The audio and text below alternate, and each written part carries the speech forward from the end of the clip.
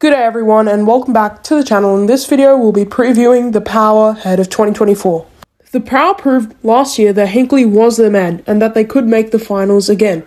However, it was in the finals which was disappointing as they, like Melbourne, went out in straight sets.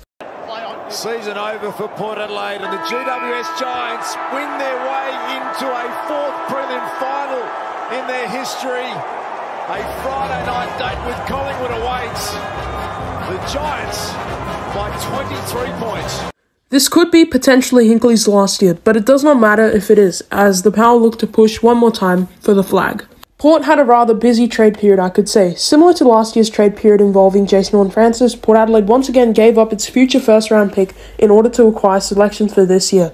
Additionally, they traded away their future fourth-rounder as part of the Soldo deal, but received 2 fourth-rounders in return for losing Dersma. Despite a last-minute rush, Port Adelaide managed to finalise its trades and strengthen its defensive and rock positions. The team now has Radaglia and Zach Thatcher, proven tall defenders who will provide support to Alia and Soldo and Sweet, who will compete for the number 1 rock role. This will benefit the star-studded midfield consisting of Zach Butters, Connor Rosie, Ollie Wines and Horne-Francis. However, Port Adelaide's drafting potential is now significantly limited. The squad will be significantly bolstered from the trade period, however not so in the forward line. Despite this, the departure of Dersma looks like it won't have an impact. The already star-studded forward line consists of Dixon, Marshall, Finlayson, Lord who will look to up the ante and improve their chemistry for Port to have the crack at the flag, and the new Xavier Walsh, as well as the smalls in Jed McEntee, Quinton Narkle, Willie Rioli, Darcy Byrne-Jones, and the strong Sam Powell-Pepper, who will also be expected to have some midfield time in some games.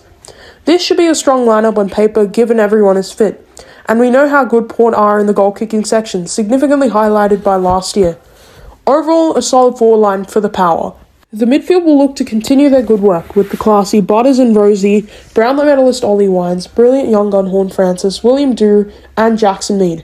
This group also has some new talent coming in Hugh Jackson and Will Lawrence. Ivan Soldo and Asava Radaglia will look to lead the Rocks, however there are other young prospects in line to have a crack if they miss a game, such as the newly recruited Jordan Sweet.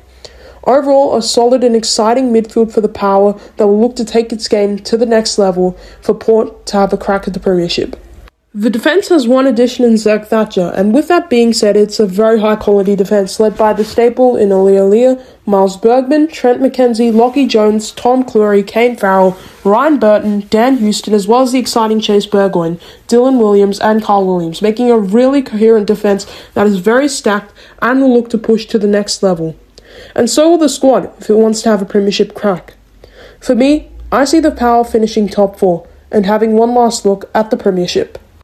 Anyways guys, that is all we have for today. Make sure you watch the other analysis if your team has already been done. I've done from Adelaide to